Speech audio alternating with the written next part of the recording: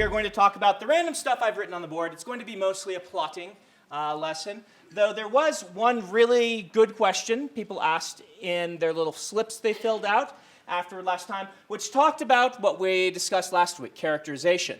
And so I'll do a little bit on that first. The question was, great, Brandon, you've just told me how to kind of describe characters. How do I use this?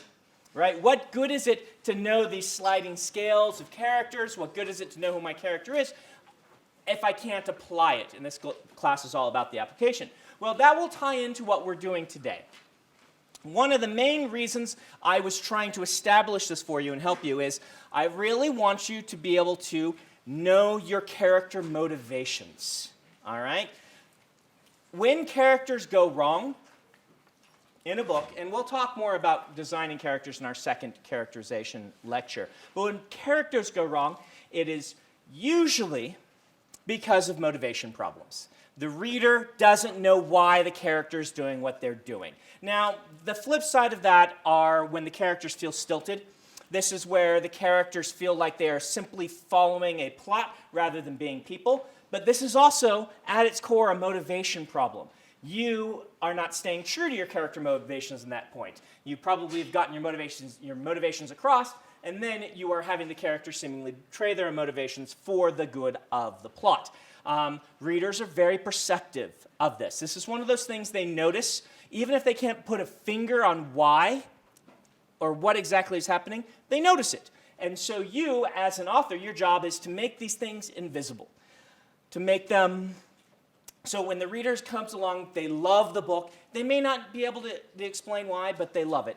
Motivation. So we'll talk about motivation, but if you know where your character is on, for instance, the scales, or if you have your dossier, or whatever method you're using to build your characters, if you've done your free write and you kind of have a handle on who they are, then you'll be able to have them act in line with who the reader feels they should be, and if you're going to betray that, you'll foreshadow it so that the character's motives are changing, and the reader follows along and says, I can believe that this character would do this thing that seems contrary to their nature because of event 1, 2, and 3.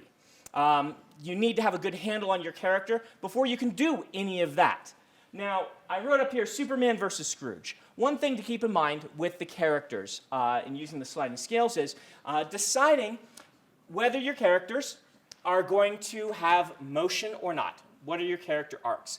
And we'll talk a lot about this through the course of the class, and it has to do with what we're talking about a lot today.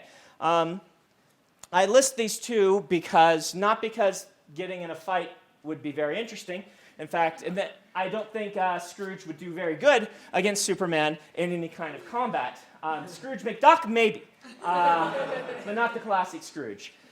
But if you look at it in their classic storylines, Superman does not have an arc. The quintessential Superman character is a character who is somewhat flat. And this is pretty if you're looking at like the Golden Age and Silver Age comics version of Superman, where we're using him as an archetype for that. It doesn't mean that there aren't good storylines with this character who have arcs, but in the general, the idea is the character is in the same place that began emotionally and things like this. Generally, they haven't learned anything. What they have done is they have accomplished something.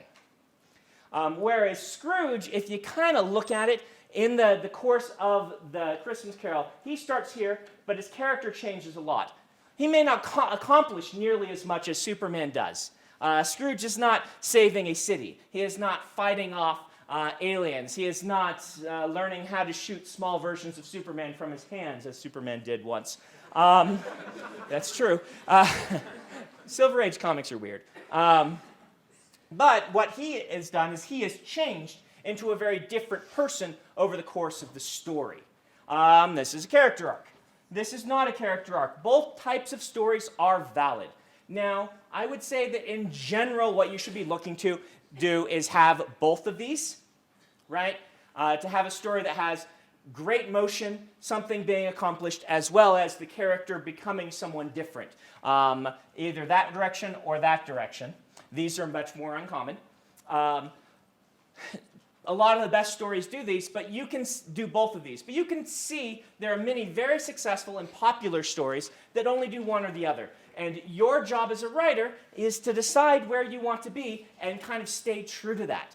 to understand the type of story you're telling and make use of the tools to tell that story rather than letting someone else tell you what type of story you should be telling. All right?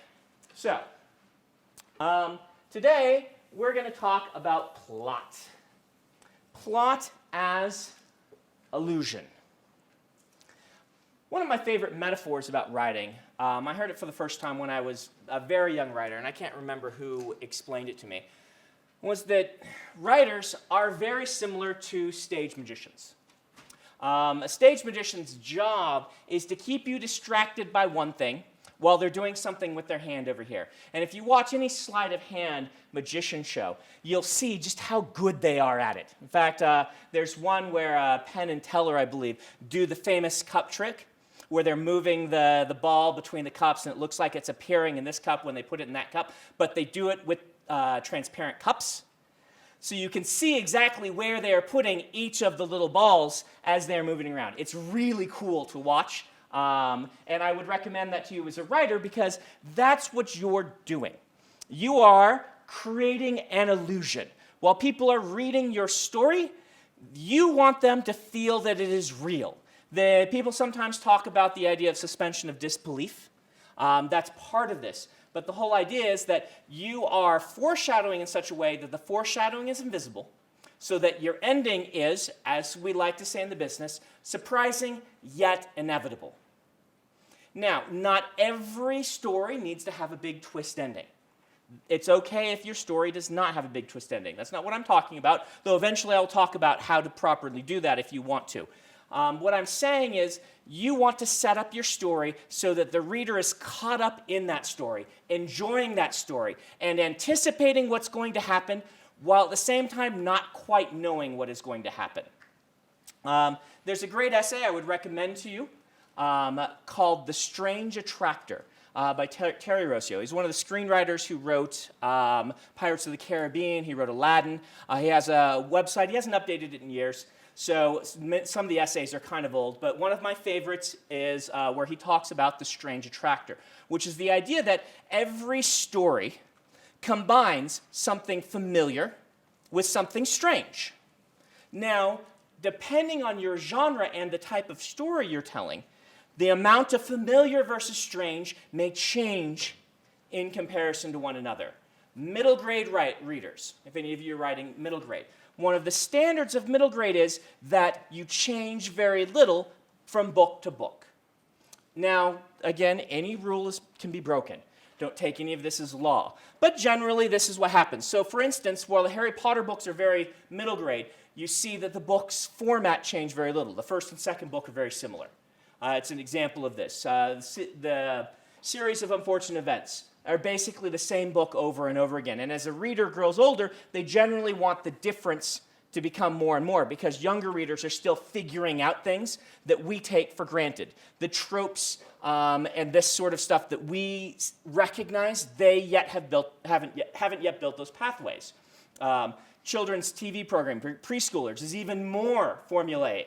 Blue's Clues was the one that kind of people talk about as kicking this idea off, where they would show the same Blue's Clues 5 days in a row, and the kids would like it more and more each day because they were figuring out at that age, oh, I can anticipate what's going to happen.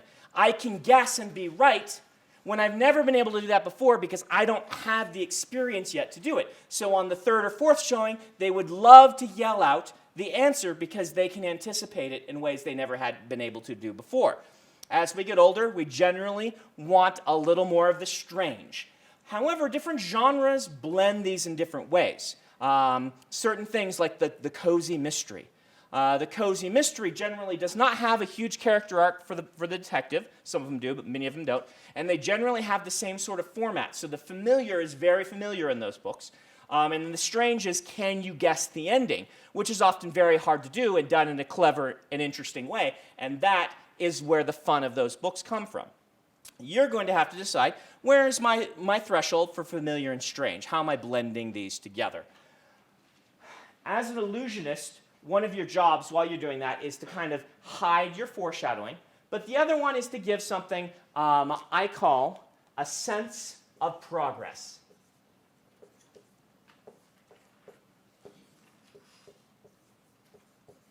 And this, in my opinion, is the most important part of plotting. Now, I call it a sense of progress because it is an illusion. Certain people are better at that illusion than others. Practicing will make you better. But it is an illusion. Why do I call this illusion? Well, let me ask. Plotting. Any given book. It takes that many pages to get to the end. Could it take this many instead? Yeah? Right? Write for me an ending to The Lord of the Rings that takes one sentence. Who can do that? Yeah, go for it. They flew the eagles to Mordor, dropped off the ring, and went home for tea. You laugh, but you could take any great story and you could boil it down to an unsatisfying one-sentence conclusion. All right?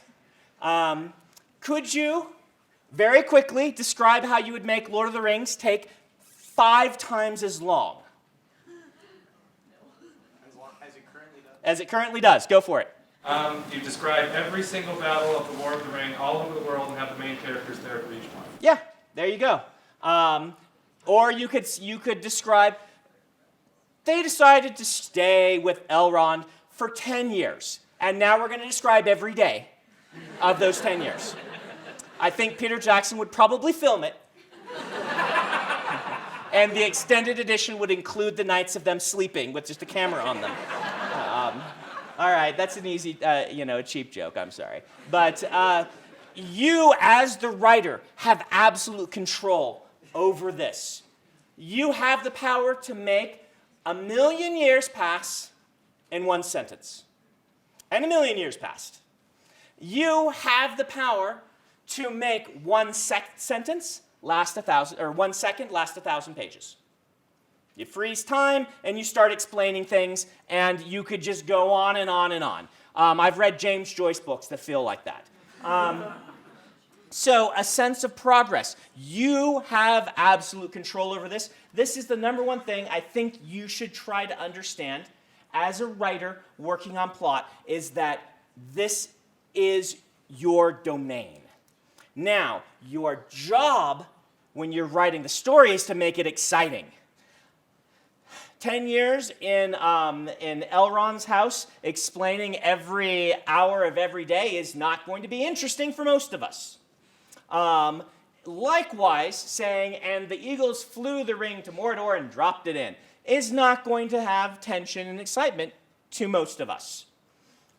So, sense of progress is about you creating that conflict and tension in your reader. And the tools we're going to talk about today are ways of accomplishing that. And a lot of people have talked a lot about different types of plotting and different formats of plotting. We're going to go over like 5 different schemas that people use for plotting their stories today.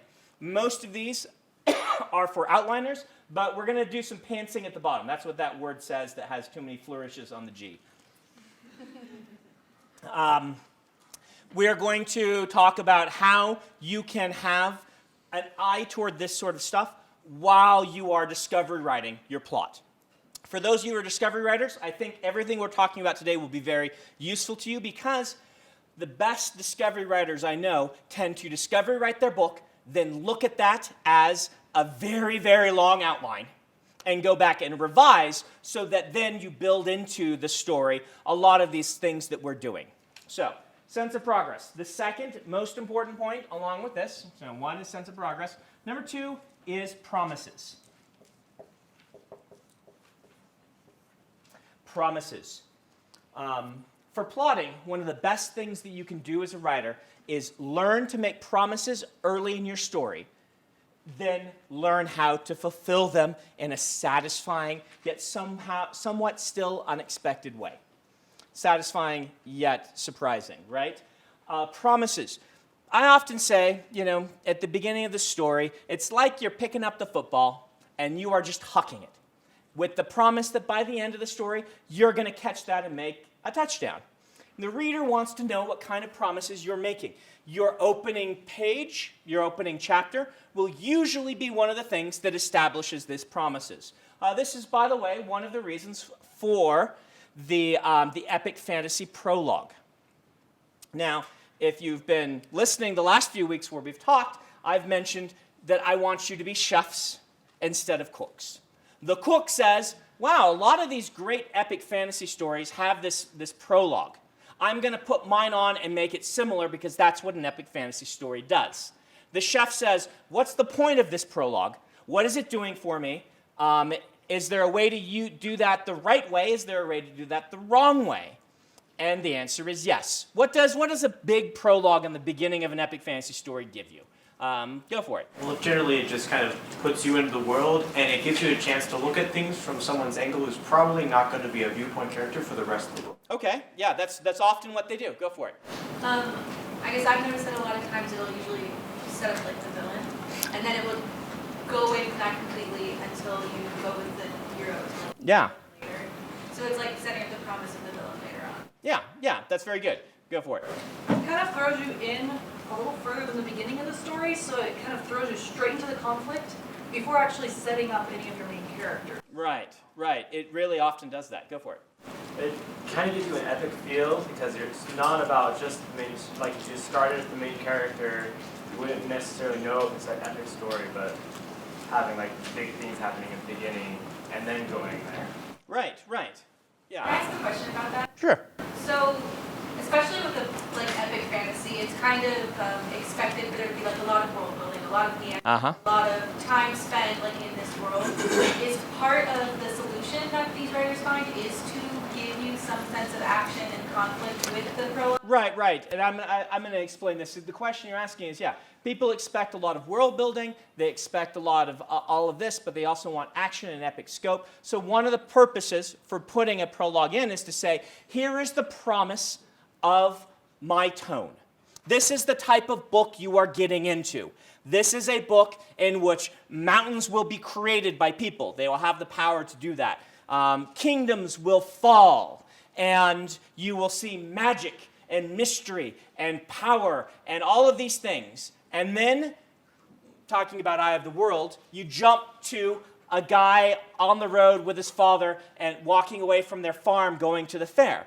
The implicit promise in this is, look, I just showed you what's going to happen in the series, so you can get excited about it. Now I'm showing you somebody who knows nothing about this. The journey of the book is going to be this person becoming like the people in the prologue. That is a promise that those books are making. Now, you can do that promise without the prologue, if you want to. For instance, I've mentioned before Indiana Jones, which I think has one of the best prologues in storytelling. The opening to the first Indiana Jones film is an Indiana Jones story in short. Action, adventure, some humor, dodging things, dastardly villains, but at the end he fails. Again, there's a promise. Your tone is, we're going to get all this stuff. You're going to have an hour and a half to 2 hours of sitting here watching fun, wisecracking action with an awesome hero. And even though he failed at the beginning, the implicit promise is he works hard and you're going to see him succeed next time. That's what the purpose of that prologue is. It acts as a hook, it acts as an establishment of tone, and it acts as a promise that you now get to see the character who failed succeed. Yes? Can you drag out the promise of tone into the first chapter as well? Like a combination of the tone of the prologue plus the tone of the first Yeah, usually can you drag out the promise between the prologue and the first chapter and say, my book's going to be a blend of these two? Yes, and a lot of books do that. In fact, you can do all kinds of stuff. You can do whatever you want as a writer if you are in control of, this is what I'm doing. And a lot of new books go wrong with promises of tone. There was a writer who, when I was a brand new writer, maybe 2 years after I published, I met this writer, we did kind of a little signing together, and he came over to me and said, I've been watching your career with a lot of interest. I liked your book. I hadn't read his, but he liked my book, and he said, we published it about the same time, and your book really took off, and mine didn't. He was very frank about that. Very nice guy. I'm not going to mention who it is, but very nice guy. And he said, I've always wondered why your career kind of launched off so fast, and mine kind of nosedived. And I looked at his book, and I remembered that I'd actually read a couple of chapters of it when it came out, and had been bored. And I said, it felt like a kind of generic fantasy. You had the peasant in the woods, and one of his friends was like really good with the bow, and one was good with the knives, and then he finds out that he was the long lost prince, and he's going to get chased, and it felt like a lot of the same things I had read before. So basically I was saying, my threshold as I've grown, as I've read a whole bunch more, and this generally happens as people read a lot in a genre, not always, but generally, means that my weight shifted toward wanting the strange, and this book had too much of the familiar, right? And he said to me, he's like, well, that's the thing. About the 3/4 mark of my book, I upend all the tropes. The book becomes, you find out it was never a standard fantasy, that this has been played the main character's been played all along, that I'm hitting you with these familiar tropes so that I can pull the rug out from underneath you and upend everything into this really complex modernist take on the fantasy genre, which is kind of what you did with Mistborn, so I was surprised that yours worked and mine didn't. Now, part of why mine worked and his didn't is pure luck. Let's establish that, all right? This is entertainment, and entertainment nobody knows at the core why one thing works and one thing doesn't. But I've long thought about this discussion that we had, and I felt that what happened in this author's story is that he made the wrong promises. He promised a very standard Terry Brooks style sort of Shannara plot, a very standard story that in fantasy, and I said, you know what, that's fine. There are people who are going to love that, but it's not for me, because I've moved to where I like things a bit more strange. And there are no value judgments here. That's one thing you need to understand. There should be no value judgments between the familiar and the strange. You shouldn't be looking at things like Aragon that people fell in love with and say, oh, that doesn't have enough strange for me, ergo, it's not a very good book. To the people who were getting into it, it was exactly the right blend for them.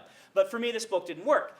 What I think the real problem is that it got to that 3/4 mark. And then all the people who had been reading it and loving it because it was the type of story they had been promised suddenly hated it. And all the people that would have loved a modernist take and deconstruction of the classic fantasy story never got to the last 1/4 or 1/3 of this book. And so while the author was doing something really cool, it never found an audience because of these problems. This is something I think you should be aware of in regards to your promises. Now, that's again not to say you can't write that book, because there will be a few people who will feel like they want the standard thing, be reading it, hit that point and be like, wow, I never knew that I wanted something so awesome as this. But for him, it didn't end up working. Another story of this is another writer I know. I can mention him by name because his books are very good, and he had a successful second career. His name, he publishes under Jack Campbell right now. These are the, what's it called, Isaac? Yeah, they're really good military science fiction about Lost Fleet, the Jack Campbell Lost Fleet books, thanks. So the Jack Campbell Lost Fleet books, he published under a different name, John Hemery, a sequence of books that were basically described as, the TV show that was kind of big back then was called JAG, which was military, like, lawyers, right? And he said, well, it's JAG in space. I'm going to take a science fiction, military science fiction, and I'm going to do lawyer stuff on the big starships. And so it's going to grab all the people who love JAG and all the people who love science fiction. And it turned out it only grabbed the people who love JAG and science fiction, right? So the Venn diagram went exclusionary instead of inclusionary, and the books crashed and burned despite everyone really liked them. His publisher said, these books are really good. We think you're a great writer. Let's change your name and try again with something. I mean, you sometimes have to do that. You laugh, but it happens a lot in publishing. And so they did that. He wrote a new series, tried again, and these ones took off. They're all great books. He writes very well. But you can see that sometimes the familiar and the strange together, don't work, right? Two strange things don't work. Sometimes two strange things really do work. Sometimes you're like, hey, it's like My Fair Lady mixed with Lord of the Rings, and you get Mistborn, and it works, right? Yeah. It's a teenage girl training to learn how to infiltrate noble society. Yeah, it kind of works. It's not how I pitched it originally, but it is fun to say. It's really more like My Fair Lady meets Crouching Tiger, Hidden Dragon. Sometimes you can get some of these elements that are strange and blend them together and have something that really clicks. Sometimes you don't. So, let's talk about a few ways that people in writing and in storytelling approach creating their plots. And perhaps the most famous method is what we call 3-act format. Anyone here in the film department? Yeah, we've got a couple of you in the film department. You guys study 3-act format. You can tell me what I do wrong, okay? Because 3-act format is fun. I have studied it enough to try it out a few times. It is not what I use, but it is very fun, and it is very interesting. Now, let's preface this by saying, have you guys ever heard someone say there are only 5 types of stories that can be told? Yeah, you guys heard this? You'll see essays occasionally. The 9 types of stories that exist. And usually these essays are right. These are all lumpings of the types of stories that exist, but they're right in the same way that you can say, well, everything on our planet is either animal, vegetable, or mineral, right? And saying, well, that means there's only 3 things in our universe doesn't really encapsulate the fact that you're stuffing a whole bunch under these umbrellas. And yes, there are only a few types of archetypes of plots, but you can split those into infinite variety in the same way that we have near infinite variety of animals in the animal kingdom, even though you can very quickly write on the board animals in one circle and pretend that they're all one thing. In the same way, you can look at something like 3-act format, and almost every story, particularly Western stories, Eastern stories don't always follow this because they sometimes just kind of take out this one and start this one, like right here. Anyway, Eastern stories don't always follow the same sort of things that we do, and that's cool to study, but generally you can take most Western films or books and you can put them in 3-act format somehow. And 3-act format is kind of very simple. You've got the kind of introduction and kind of the, I call it conflict. What do they call it? Yeah, confrontation.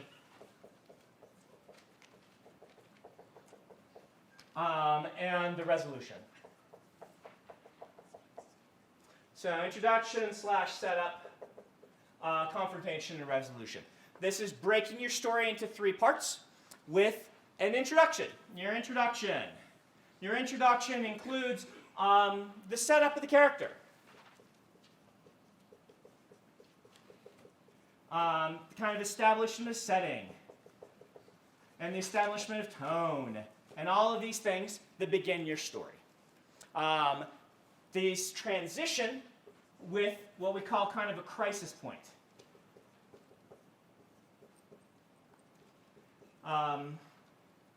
Different talks about the 3-act format call this thing different things, but the idea is that there is a point where the protagonist is forced to kind of make a decision, cross a threshold, and are forced into a plot from which they can no longer return, right? Things are never going to be the same after this point. This is the point where Luke's aunt and uncle are found dead. I can't return to my life. Everything is wrong. Different people argue that the transition here is actually leaving Tatooine for Star Wars. You'll find all sorts of discussion on what this point is, but the whole idea is that you've got this main character and something happens where they've been called to action. Life will never be the same. I am leaving. Oftentimes I talk about this point as the point where the character transitions from being forced on a quest to deciding to actually do something on the quest. And in that case, the point in Star Wars might be the point where Luke says, let's go save the princess. But you can kind of decide where you feel this is. The whole idea is that there's this point, and then we transition into the confrontation, which is the problem. Usually we write this just as things get worse. Right? This this is where stuff goes wrong. Sure, stuff went wrong in here, and in here it really goes wrong. Some people say, you know, Act 1, we discover a character. Right here, they get chased up a tree. Right here, rocks get thrown at them. And right here, you know, they get out of the tree. I thought the third one was the tree gets cut down. The tree gets cut down. Well, this would be the tree gets cut down right here then. And then here would be we defeat the person who's throwing rocks at us. But, you know, it depends on what your problem is. Really, right here, by this point, if you're using 3-act format, the big thing to understand is you have to establish what the problem that the character is working on is. By this point, you could ask the audience or the reader, okay, what is this character going to try to accomplish? And hopefully they will answer, this character is going to try to overthrow the empire that, you know, is hunting him down and building a thing that blows up planets. That's what you want them to be able to say at this point.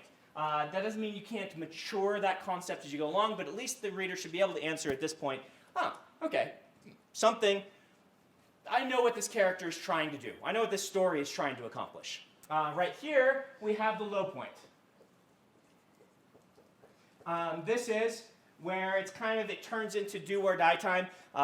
Usually during things get worser, the characters try a few things and they fail. And it gets worse because of their failures. And at the low point, it is now we can't fail again, otherwise the story ends, right? This is as low as we can go. The Death Star is now pointed at all of our protagonists that aren't on the ships trying to fight the Death Star. If it blows up this planet, that's it, we lose, game over. And so then the resolution is, and it's trickier than it sounds, the satisfying conclusion.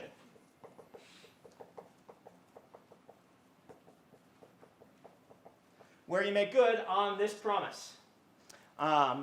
Satisfying does not have to mean the heroes win. It just has to mean that you make good on your promises, and the reader gets done with it and says, yes, that was the end. I accept that as the ending. Some films then do this and this. But we won't talk about that. So this is 3-act format. Why is 3-act format useful? Well, it's very simple. The simplicity of it helps if you've got a big story you're trying to tell and you say, I need some structure for my big story. What do? You can look at something like this and say, okay, let me break down my story into 3 chunks. And the end of the first chunk will be where I've established what the characters are trying to accomplish.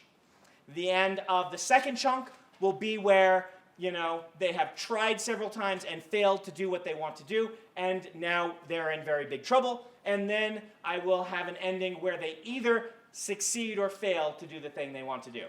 Again, this sounds very simple. In fact, you might be like, but I don't want to keep the formulas, Brandon. That's good. I'm happy that you want to keep the formulas. Remember that these are tools. These are tools to use to help you tell the story you want to tell. If this one doesn't work, try a different one. Okay? Screenwriting terms, there's a famous book that outlines all of this called Save the Cat. Has anyone read Save the Cat?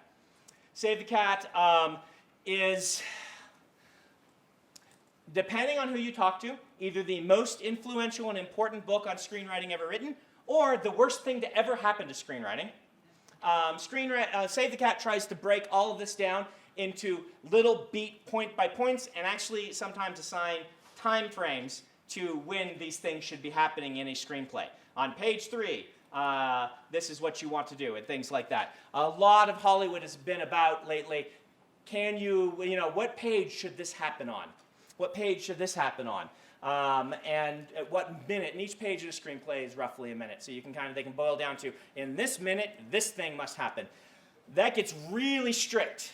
I don't like that. I don't even usually use this, really. But again, it's a tool that can work. If you want to go more in depth into this, Dan Wells has an excellent series of YouTube videos called 7-Point Story Structure, which is basically 3-act format with a few other points in explaining important bits like the pinch and things like that about 3-act format. It's very well done, excellent storytelling method, and Dan is a discovery writer. It was very helpful for him to understand these sorts of things and internalize them, so as he was discovery writing, he could be like, oh, this is what, you know, this moment is in my structure. Now I can keep writing and kind of have that under my belt as that's this point. Or after the fact, looking at a story that he's already written and dividing them out. So, 3-act format. Any questions kind of on this idea? Go for it. Yeah, for like a trilogy, would you have this in each book and then one that spans all 3 books? Yeah, I mean, you could look at the Star Wars trilogy, right? The originals. So you can say that the first one we've been talking about, you could say that the first movie is character setup, setting and tone. The second one is, wow, things just got worser. And the third movie is, the satisfying conclusion. Oh, Ewoks. And you could look at that, and usually people use the Star Wars original film and then the trilogy as an example of when 3-act format is working, because you never kind of feel like it's heavy-handed in these. You feel like it's natural. You get the kind of emotional beats and all of these things from that trilogy of films. So yes, this is a very good way to outline a trilogy, and everyone who's ever made a second movie in a trilogy has been trying to do this as well as Empire Strikes Back did it. It's generally heralded as the best second film of a trilogy of this style. Yeah. How long should these sections be in relation to each other, and how can you Okay. if you're giving too much intro or you're... How long should they be in relation to each other? Standard kind of story is the middle one's the biggest. And even some 3-act format things I look at split the middle one to 3 little pieces itself. Intro is the second biggest, generally, and resolution is generally the shortest. You can tell whatever story you want to do, but that's the kind of rule of thumb, is it's kind of like you could almost divide this one in the middle into failure 1, failure 2, and failure 3. If you want to kind of really put a point on what's going on here. When is it too long? When is the intro too long? It's an excellent question. It's going to depend on when your reader is feeling kind of bored, like the story isn't progressing. The whole idea is this sense of progression, this idea that each of these points on the story are going to give a clue to the reader, we're moving forward. And if the reader always feels like they're moving forward and is always intrigued by what's happening next, you're probably going to be okay, right? So I'm a huge plotter, and I am having trouble creating a sense of progress in a story that is primarily internal. Sense of progress in a story that's primarily internal. The last plotting method we talk about might be of help to you. So hold that question until we get to it. So let's go ahead and look at the monomyth, Hero with 1,000 Faces. Anyone read Hero with 1,000 Faces? Yeah, it's an interesting read. As I mentioned in another week, it's very worth looking at. You should not use it as a guidebook,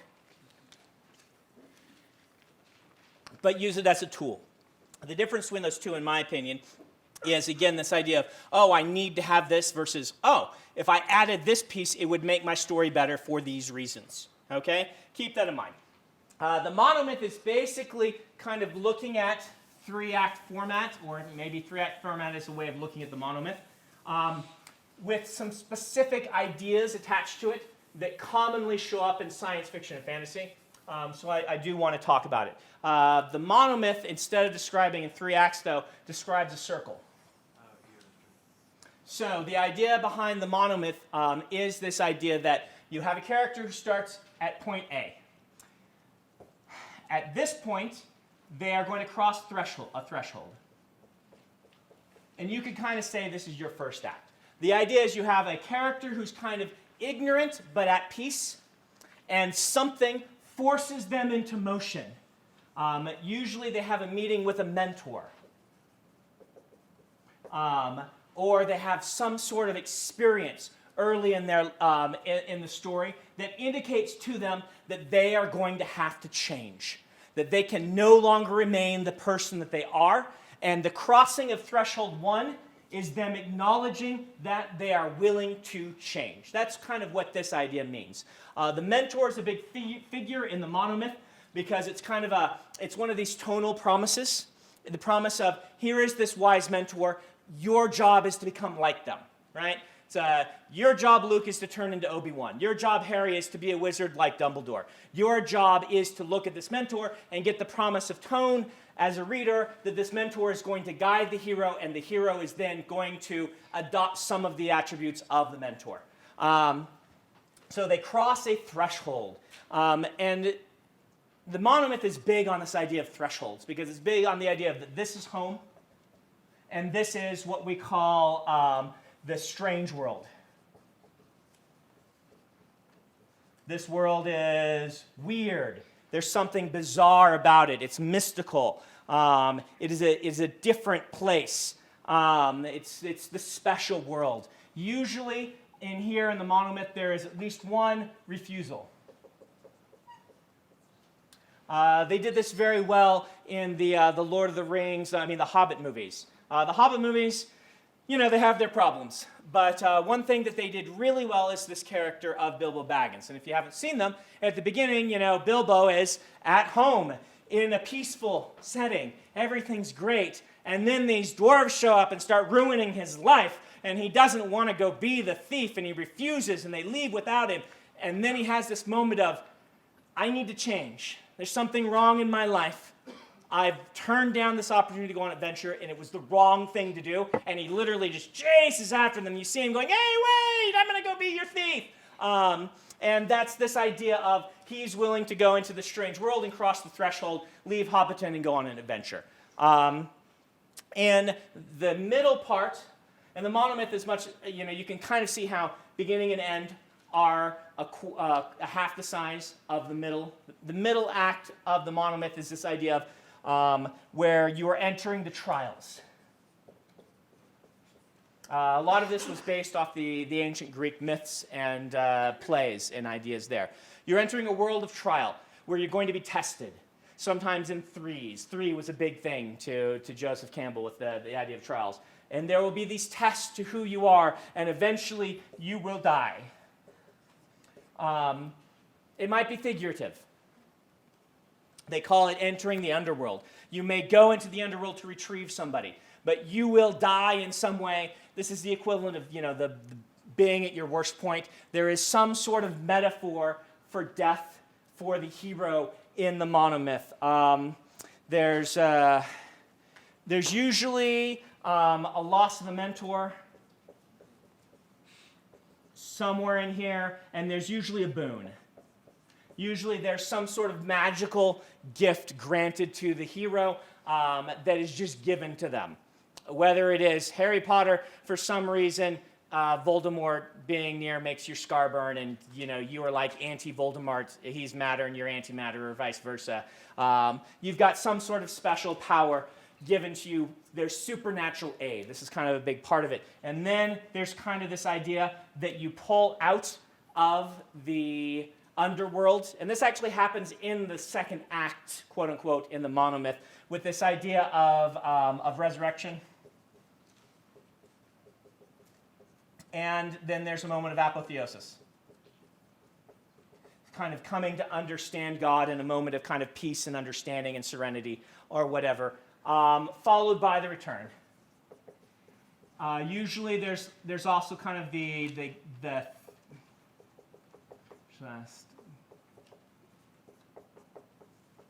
there's the theft or gaining of power. There's something, the elixir, he often calls it in the monomyth. The hero has gained something. The last part is return. Sometimes it's a flight, an actual running. Sometimes it's more contemplative. Usually there's a refusal.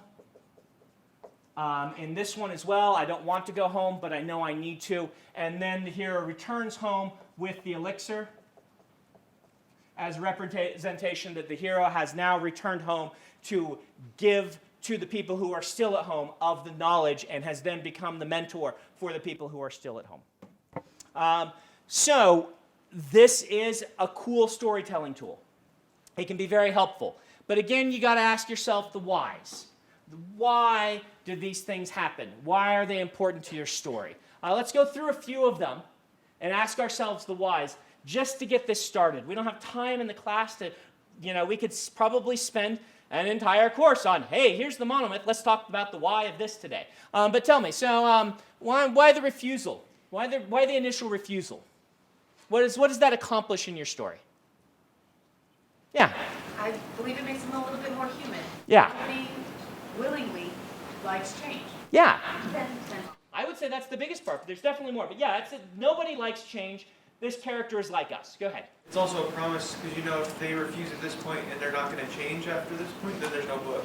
Right. You know that if in their refusal that it's not really a refusal, they're going to have to use. Right. There's some tension there, but there's also kind of this momentum. Yeah, go ahead. Go for it. It shows that your character isn't flat. They have opinions, they have motivations, they have room to say no and then to change their mind. Yeah, that's excellent. They have opinions. They have room to say no. They could just stay there. In fact, oftentimes in these stories, someone will stay behind. As the hero goes out, they'll leave somebody behind who's not willing to cross the threshold to kind of show this idea. I often say, when you're designing a character, this goes back to last week, it's really important for you to understand who this character is and what they would be doing with their life if the plot had never hit them. I believe I said that a couple of weeks ago. Who are they and what would they be doing? And ask yourself this for the side characters as well as the primary character. Because otherwise you risk having, the idea that the main character is somewhat dynamic. They have agency, they're making choices in their life, whereas all the side characters are just, don't seem like they would exist except to enhance the main character's existence and the story that they're telling. Stay away from that. It makes the story feel flat, and it can be really offensive depending on how you do it. So that's why we have the refusal. Why the loss of the mentor? Yes? Well, if the goal of the story is to become like the mentor, to replace the mentor, it doesn't make sense that then there's no story. And also, if the mentor is there to help you out, it adds tension when they're gone. You have to deal with it yourself, deal with the problem yourself. Yeah, excellent, very good. You have to deal with the problems yourself, and if you're going to replace the mentor, having the mentor there. Go ahead. Like she said, you're going to fill in what's missing from the character, fill in the rest of the promises of becoming independent. Right. Or able to do it himself, become the mentor when he goes home. Become the mentor when he comes home, become independent. Yeah, I think this one's pretty obvious. Let's talk about, I think you guys can figure out the death and resurrection, kind of the low point idea. What's this idea? This was really important to him, apotheosis. Can anyone say the original, what it actually means? It's Latin, isn't it? Yeah. Become a god. Become a god, yeah. So in this, it's like becoming like the gods. He talks a lot about a moment of peace and understanding of the world and the character's place in it. Why is this part of the monomyth? Yeah. Well, if you didn't gain anything from this journey, it was kind of a big waste of time. Yeah, if they didn't gain anything from the journey, it's a big waste of time. Go ahead. Also, I kind of like that this happens before the resolution, because you needed this thing that you discovered to be able to have a resolution. Right. You need that moment of understanding before the resolution happens. Now, sometimes it happens, in some of these books right before. Like this ending is rushed. In Star Wars, I would say it's the moment where Luke turns off the guidance computer, right? Where he's like, oh, I understand the Force. I trust the Force. I have a moment where this is who I am. I don't use a guidance computer. I'm a Jedi. And he turns off the guidance computer. That's what that means, and that's kind of Luke's moment. Not a big moment in that story, because it's an action movie with lots of explosions. In other stories, you'll have an entire chapter where the character's like, and they're kind of reflective, and they've got this kind of transcendent moment. What else might this do? Go for it. if a character is refusing the call, possibly they don't understand the importance of what they're doing, the importance of the story, the moral implications. Right? Yeah. And as they're going through the trials and slowly learning about it, maybe there's a point of emotional resolution where it was worth it. Right. Yeah. So if you dig into things like this, you might say, you know what, I don't want any of this other stuff. But that moment we just talked about, that's a cool moment. And I think I should have that in my story because this is the first time my characters really become self-aware is near this ending. And I should have a moment for the character like that. So be asking yourself these questions, ask them in your writing groups, talk about them, start figuring out how you want to storytell. All right.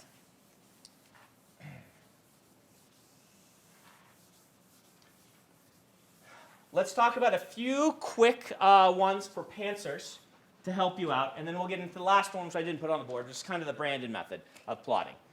So for pantsers, I have two kind of general suggestions that I've seen work. One is the idea of try-fail cycles. When I took this class from Dave, he talked a lot about the concept of a try-fail cycle. And he talked about this idea of rising action that you may have seen in school. And he says, this is too simple for it to be really that useful to a writer. What he said is, if you do this, suddenly it starts to make sense to a writer. That is that you occasionally have these fallbacks even though motion is progressing. He suggests this idea of anything that you want to have a nice moment in the story, the characters try at least twice, maybe 3 times to resolve and have something go wrong with that resolution. Now, along these lines, the other method that I've heard work is the one that Mary from the podcast Ranks uses, Mary Robinette Cole talks about, which is the yes, but, no, and. This is a plotting method for people who are pantsing, who are discovery writing, and this is where you introduce a problem, like in the first few pages. Introduce a problem. Have the character try to resolve it, and then you ask yourself, does it work? If you answer yes, you add a but. Yes, it works, but something else goes wrong. And if what they try doesn't work, you say no, and it gets worse for this reason, and you can keep doing that until the end of the story. Sounds really simple, but let's talk through how this might work. What's a conflict you can introduce on page 2 of a book? Give me a conflict. Yeah. Little brother gets lost. Little brother gets lost. Little brother is lost in the big city. You were at shopping. Then the character turns around and her little brother that she's been tasked with taking care of is gone. Okay? What is something she can try to do to find the little brother? Run around screaming his name. Run around screaming his name. Okay. Does running around screaming his name work? Someone tell me. No. No? Yes. Yes, it does work. She finds him, but you find out that he was patrolling away on purpose, and so it's getting hard to find him now, and he gets away. Okay, so you find him, but you find out that he has some sort of issue where he doesn't want to be with you, and now you've got this conflict between yourself and your brother because your brother hates you. Okay? She tries to resolve her brother hating her. How does she try to resolve this? Get him candy. Yeah, raise your hands. Yeah. Pretzels. Pretzels. She buys him pretzels. Does it work? Raise your hands. Yes, go ahead. No. No, what? No, and, no, and. And a dinosaur escapes from the zoo. And a dinosaur escapes from the zoo. Okay, they go to the zoo and buy pretzels. She buys a pretzel for him. She's like, here's a pretzel. He's like, great, I let the T-Rex out. I'm hoping he'll eat you. You can see how this would work. You want to string it together into causality, so it's not just random events, so that there are reasons and motivations and things like this, but it can go silly if you want it to. This is a way of telling a story where you just keep doing that, and it just keeps getting worse and worse and worse, and you let it snowball. The trick to it is what I did when I was talking to you, which is to remember character motivation, work character motivation into things that are happening so they're not completely random, and causality so that the characters are doing things and are proactive rather than them just happening. All right? So, any question about the monomyth or these kind of weird pantsing methods? Would there be a point where it's like exhausting for the reader just to always get a lot of yes buts or no? Yes. So the question is there a point where it can get exhausting to the reader? Books that do this all the way through sometimes do. A book that does this is Battlefield Earth. The book is better than the movie, but it does this basically the whole book. It's just like it's a never-ending string of this guy, Johnny, whatever his name is, be like, all right, I fixed that problem. Hey, what did you people do to make this worse? Okay, I've stopped that. Oh, they've not launched the nuclear missiles. And it just keeps going, and it gets exhausting. A lot of thrillers do this. A lot of thrillers, the Dan Brown books, basically are an endless yes but no and until the ending. It works in a book that you're supposed to just sit down and read in one sitting or two sittings, better than in a book like this because of that fatigue. But there are ways to get beyond this. There are ways and the main way to get beyond that would be to be nesting your plot cycles so that certain things are being resolved while other things are still ongoing. So the reader has moments of, we finally accomplished that. That plot cycle is resolved, okay? The argument with her father, she and her father have come to terms. We are done with that. Now let's deal with the T-Rex, right? And that's part of the way that you do this.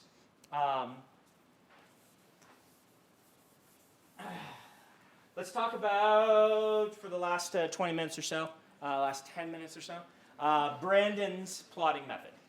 So I don't use any of these, though they're all used. I don't have time for questions right now. We gotta keep moving on.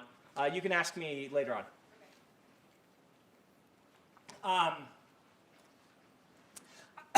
These are all tools that I'm aware of and that help me. But I don't sit down and say, okay, what are my acts? What I ask myself is I start building in my outline a series of promises and great moments I want to fulfill. I will just write them down. I'll say, okay, I want to have, I'll do this for Mistborn. Sorry if any of this is spoilers, but all right, we've got a romance. All right, and so I've got a romance where female lead and male lead hook up, right? So I've got that is one of the things I want to have happen. I have overthrowing the empire. That is one of the plot cycles that I want to have happen at the end of this book. Part of the pitch for Mistborn was I wanted to do what a lot of books do in an 8-book series. I'm going to do it in one book. That was kind of the concept, the pitch for it. So we're going to overthrow the empire. We are going to, Vin learns magic. So by the end of that, by the end of the first book, I want Vin to be really good at the magic. So we kind of have this thing. We have, the mystery. In order to do this, we need to kill the Lord Ruler. So we have a mystery. How can you kill an immortal? Yeah. And I just start putting these up here. And there will be lots of them for a book that I'm writing, particularly for an epic fantasy.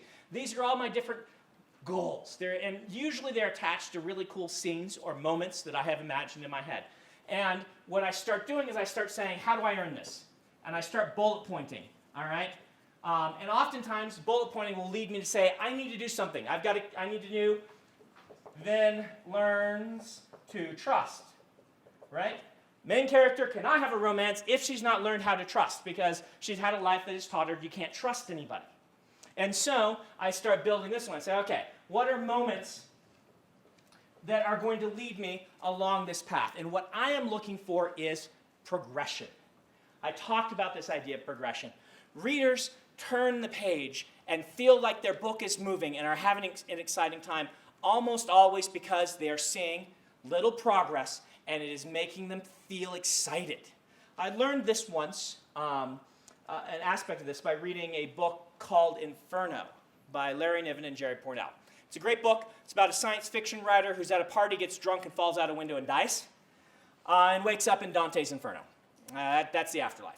And this story, what's interesting about it is simply a series of vignettes. It's almost like a series of short stories as he travels through Dante's Inferno, encounters famous historical figures who are under different names doing different things in hell, and eventually, tries to get out of the Inferno.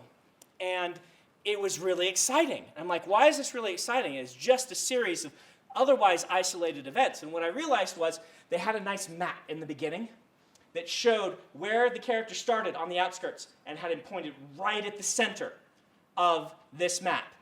And I'm like, oh, I got to know what's at the center. And I vaguely remembered. And I'm like, oh, you know, I've got to read. And this idea of every little adventure was one step closer to an ending was in itself enough of a sense of progress that I enjoyed this story, despite the fact that it otherwise didn't seem to, you know, have a lot of connected parts. A lot of travel logs exist to do this. Lord of the Rings, the plot of the Lord of the Rings is, here's Mordor, here's Frodo and team. That's a long ways, and one does not simply walk into Mordor. And so we get to see them going along. Now, of course, the Lord of the Rings has a ton of other cool stuff going on. You know, it has the friendship between elf and dwarf represented by two characters. It has, you know, kind of Frodo's being corrupted. This is a great example of a character arc that goes down, right? It has all these cool other things going on, but the framework of it is we've got to get from point A to point B, and you can follow along. Being able to follow along is very useful. And so, really what I'm doing in my books when I'm doing an outline is I try to define different types of promises and different types of subplots. And I kind of split these up in my head. You can find your own for what these would be. You don't have to use mine. But you have things like, you have mysteries. You have romances. Actually, it's really just relationships. Because buddy cop movies and romance movies actually follow the same plot. They really do. You've got relationships, you've got mysteries, you've got travel logs. You've got, what's another one? And you've got time bombs, which is not really its own one. It's just kind of often attached to one of these. If we don't do this by this time, something terrible happens. You have the character arc, the overcome an internal problem, overcome a flaw by the main character, then needs to learn to trust again. Was it you who asked me the question, or was it around here? It was you that asked the question. You said, I've got a primarily internal character thing. Well, you can do this same stuff. You just identify what is this thing the character's working on, what is their internal journey, and then you put it in its own thing, and you start writing bullet points. What are steps along the way? How can I indicate to the reader the motion, whether down or up, that's going on? You have moments then in your story where, you know, Frodo's journey is mostly internal, despite the fact that he's crossing all this. Him as a character, it's internal. And you have moments that show that he's getting corrupted by the ring, where he's putting it on more and more, where he doesn't want to let someone else hold it, where he's, you know, becoming like we saw you know, happen to Smeagol and things like this. Those internal things have some outward manifestations, and that's always a good idea. But brainstorm your points along so that when you put them in a story, the reader says, ah, I get that. I see. We are moving. We're not staying in the same place. The last thing you want the reader to say is, this is getting boring because nothing is happening. You can have a story that takes place in one room with one character that is not boring because things are happening, even though it's all happening kind of inside of one person. So you need to start giving this sense of progress. You just need to be thinking about why they're going to turn the page. Now, when I'm done, I have all of these things with all these bullet points, right? I'll maybe have 10 or 12 of them. I build a book by going and saying, okay, I'm going to grab, you know, the first one, you know, let's say this is the end point. This is the first one I've come up with that I brainstormed that I like. I didn't use all of these, but feels like a step along the way. Okay, Vin meets Ellen at the ball. And, you know, there's these certain things that make them seem like they would work together and certain things that make them seem like they wouldn't, right? I take that and I say, okay, I'm going to mix that with a Vin character moment. I'm going to take those two things and I'm going to build a scene out of that. The characters first meet, and also Vin has been working on this, like, you know, overcoming her internal demons, and I'm going to show a moment where, okay, she has this moment of, I can do this. I've stuffed my demons down behind, my insecurities. And so you have the scene in this point, if you've read it, where Vin enters the ball and realizes you know, yes, I can do this. It's like putting on a costume. They're not seeing me. It's a step along the way for gaining back kind of her self-confidence and trust, and also she meets Ellen. And so I just grab a bunch of these things and I build a scene out of them. An interesting setting, and these are all kind of my moments along. Now, to do these well, you need to make sure there's conflict. You need to make sure there's red herrings. You need to make sure that the clues are adding up together, and you need to make sure that your sense of your bullet points match the type of plot that you are doing. For instance, a mystery, your bullet points are, what are steps towards solving mystery? Clues. Your bullet points are clues. Relationships, your bullet points are character moments of interaction between the two of them where you show why they'd be good for each other, or perhaps where they rub each other the wrong way.